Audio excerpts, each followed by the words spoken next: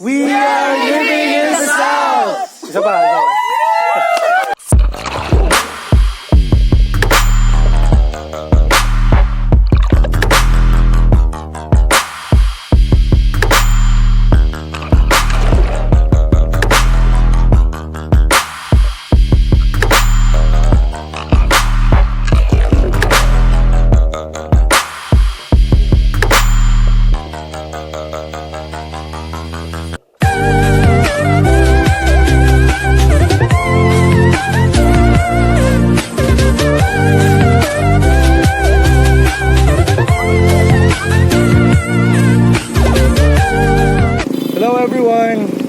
After 7 hours of land trip, I finally arrived here at Prosperidad, a municipality in the province of Agusan del Sur.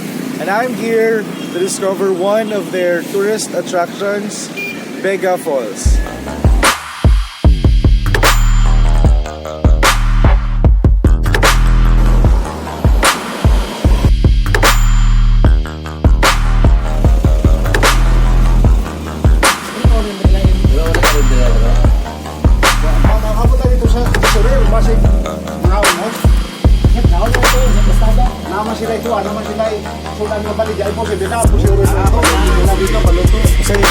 Kailang bayaran? Ganito lang bayaran.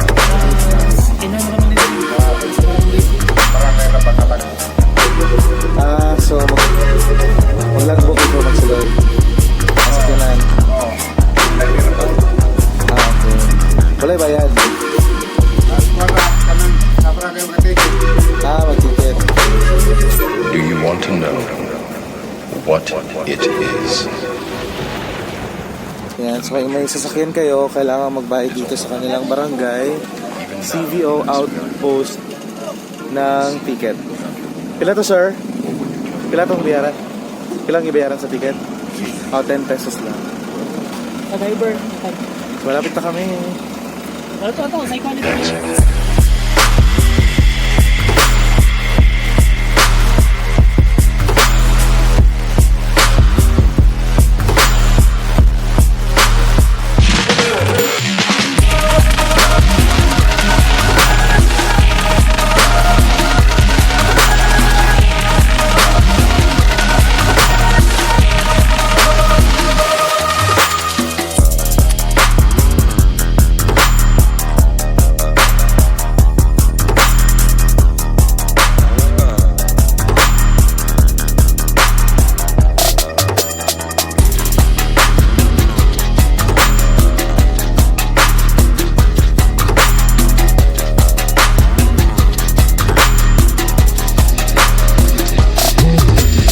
It is the world that has been pulled over your eyes to blind you from the truth. What truth? That you are a slave.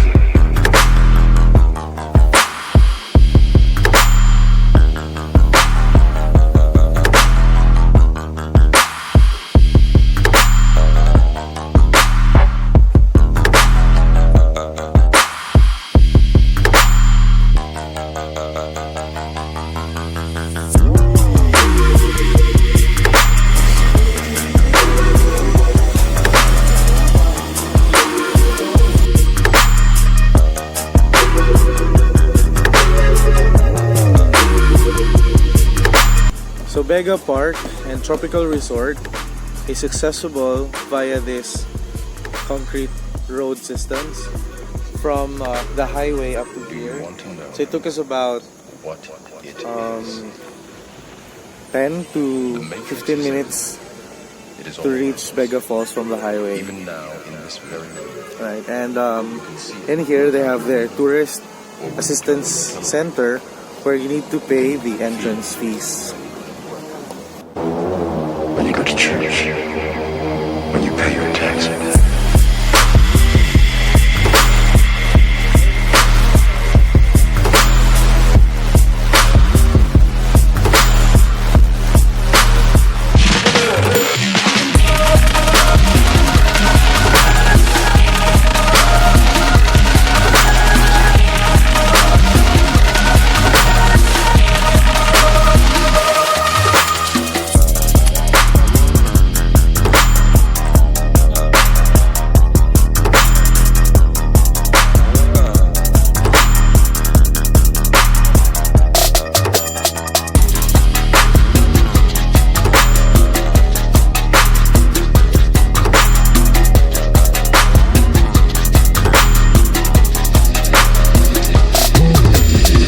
the world that has been pulled over your eyes to blind you from the truth. What truth? That you are a slave.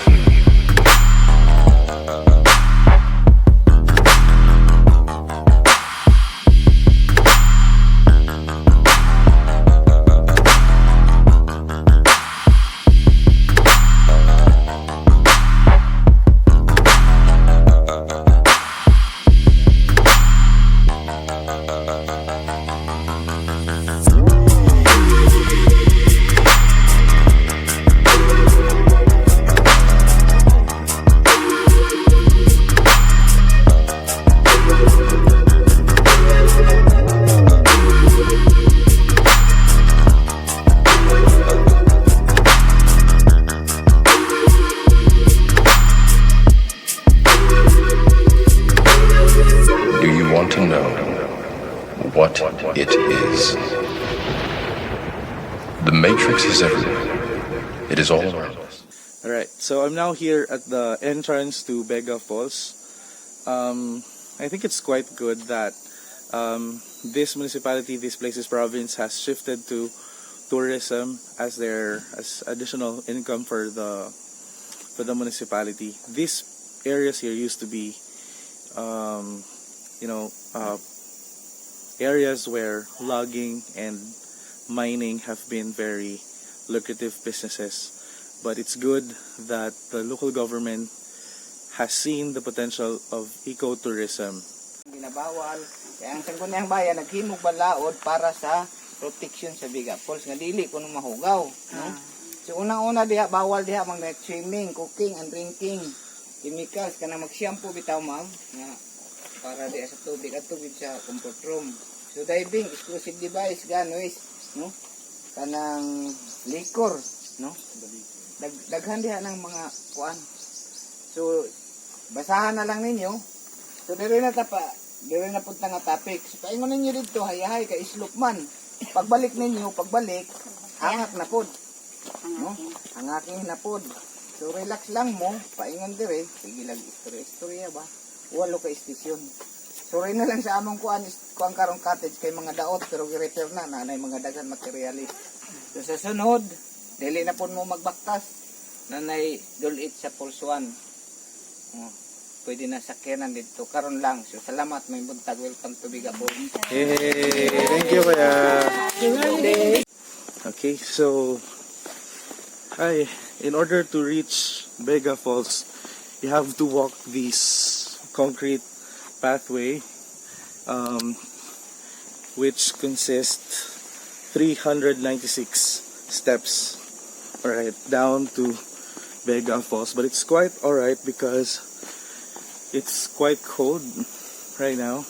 You're in the middle of a forest, so take a look around there. So I decided to join this trip because I really felt the need to relax a bit. I've been very busy in the past few weeks, so I have decided to join this trip. I really felt the need for some reconnection with nature and reconnection with myself. I really wanted this to be a me time, a mental health break, which I really need. So yeah, I'll just be documenting some of the things that people need to know about this ecotourism park. Oh, there.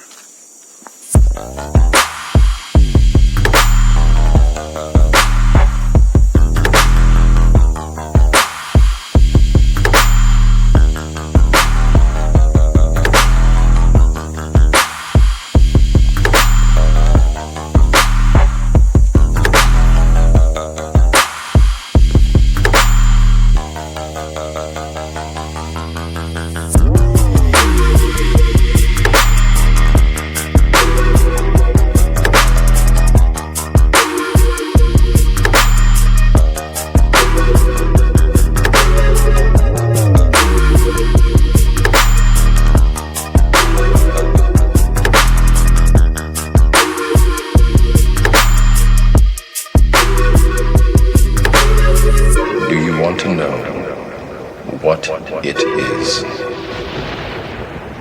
The Matrix is everywhere. It is all around us.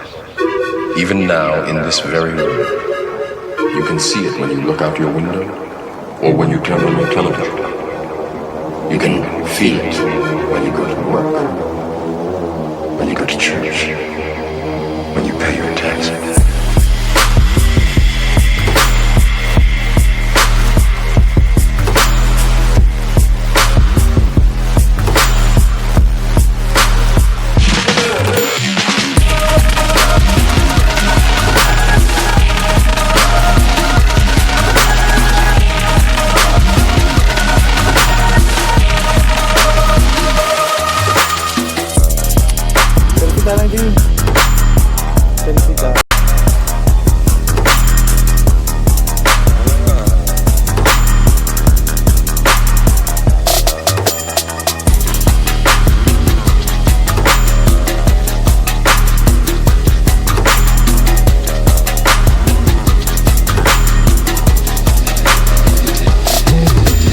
It is the world that has been pulled over your eyes to blind you from the truth. What truth? That you are a slave.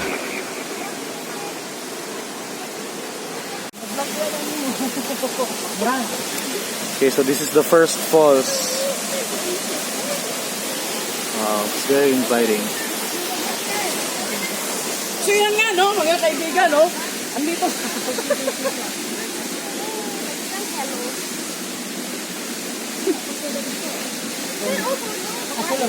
Solo. Bilang solo na to. Makain kaya yan? Ayun, ako mo? Ayaw. Ipakit yung pangkobo.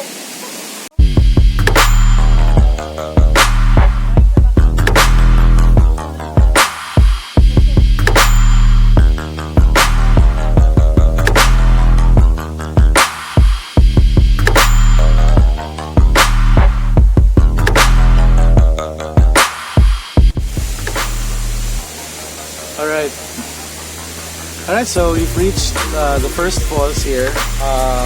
On the left side, that's the first falls, but we're not stopping here yet. We will go to the third falls, or the topmost tier of this falls. Right, and then we're gonna go down after a while and we will eat our lunch right at the cottages there. Okay? So, kaya pa. What? Akit na naman tayo dito sa kanilang The Matrix is everywhere. It is all stairs. So hanggang dito na lang yung Even stairs. now, Pagdating in this dito, very room. trekking na tayo. See it when Ayan. you look out your window Yeah. or when you turn on your television. So, You can feel it at least you still feel that you are when you go to church. inside the bosom of Mother Earth while you are here. Right. So, very lovely. Right, that's the second falls. The second tier.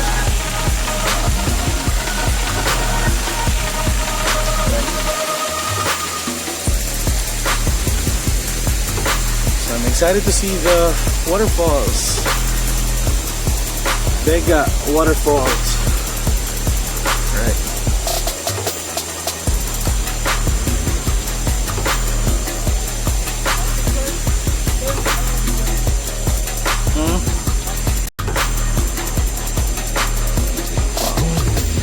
It is the world that has been pulled over your eyes to blind you from the truth. What truth? So I like the feeling of That you are a slave. trekking inside a rainforest. That is exactly what it feels like going to Bega waterfalls.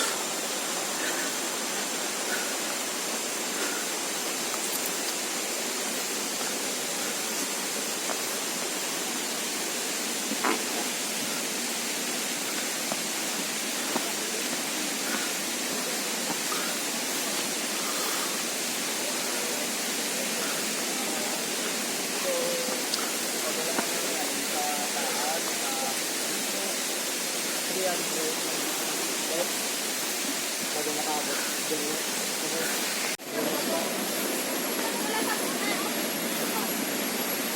kamo na bala na. Kung yung ako. Lagi mo kung asan yung kana. Falls to na siya diri. Muna yung pinaka-light nila. Gabot ang pasinsa nun eh. Dahil kung kabag akong kuhan. Ligo ta!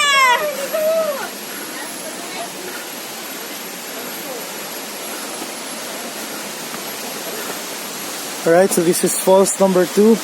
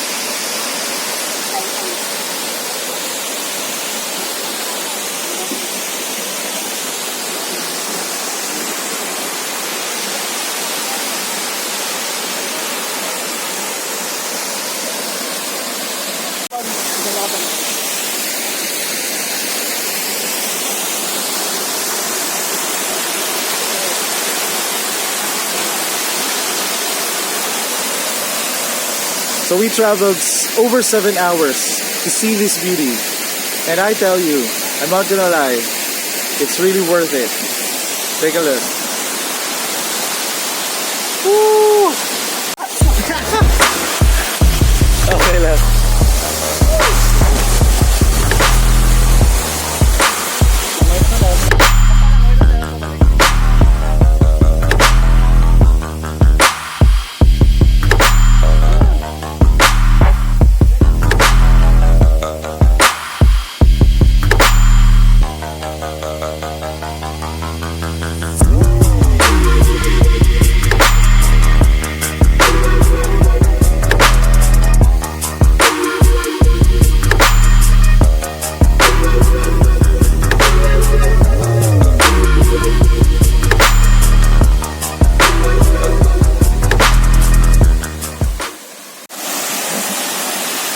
Just being here, just watching the waterfall is already very relaxing. So the 7 hours that I traveled to get to this place is so worth it because I think I'm getting the peace of mind that I so wanted for the longest time.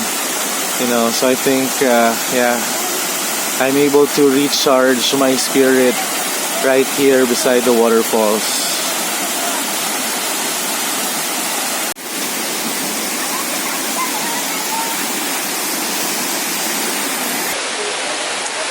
Okay, so you might be wondering where this falls got its name. It's called Bega Falls. In Cebuano, we have the word Bega, which is, maybe synonymous to the English word flirtatious. Yeah. So this, according to legends, there used to be a fairy living in this area, and the fairy used to abduct the men who come to visit and enjoy the beauty of the falls. That's why they call the fairy bigaon, or very flirtatious, hence the name Bega Falls. Woo!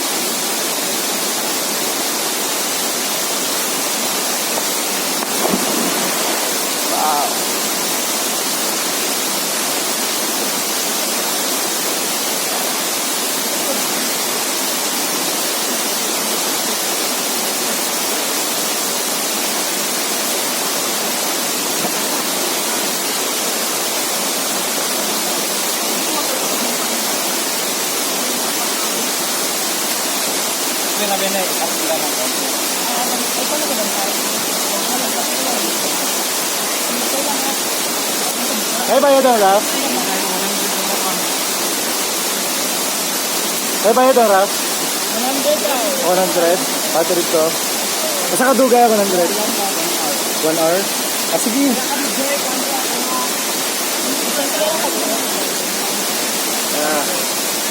So, merong raft dito. May additional fee lang siya na 100 pesos.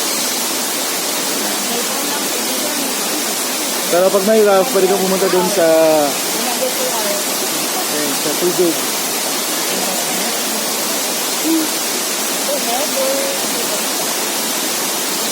Kuya!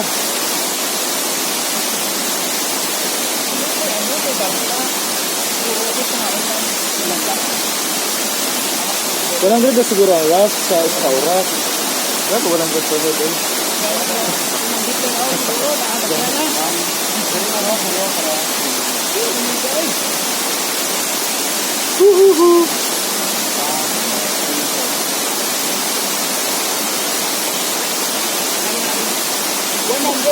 Sumpat na bala? Kirak na upalan.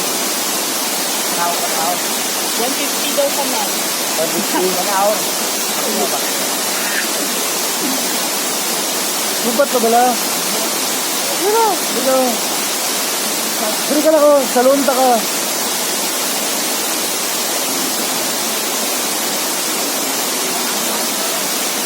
Yeah. Dito na ko. Huyat kayo sa akon. Huyat na galing sa akon.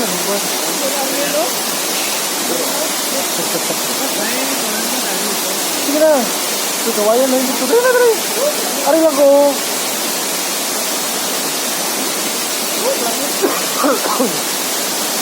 Ibili mo sinelas. Sige ka lang pala. Lampat ko. 1, 2, 3. Hindi na mag-ibigay. Kaya mo na nagapano kayo mga nagay sa pizza. Don't hesitate. Go. Fortune favors the bold.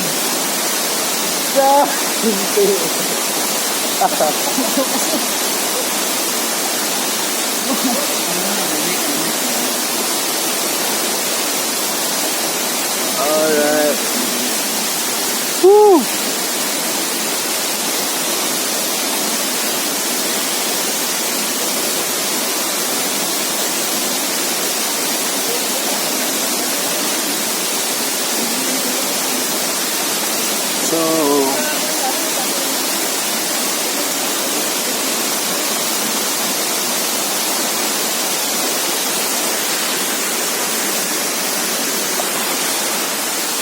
So I think I really need this.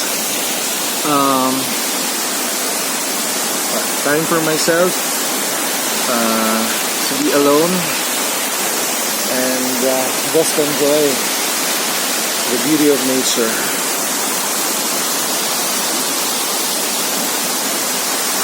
Thank you, Clarence Travel and Tours!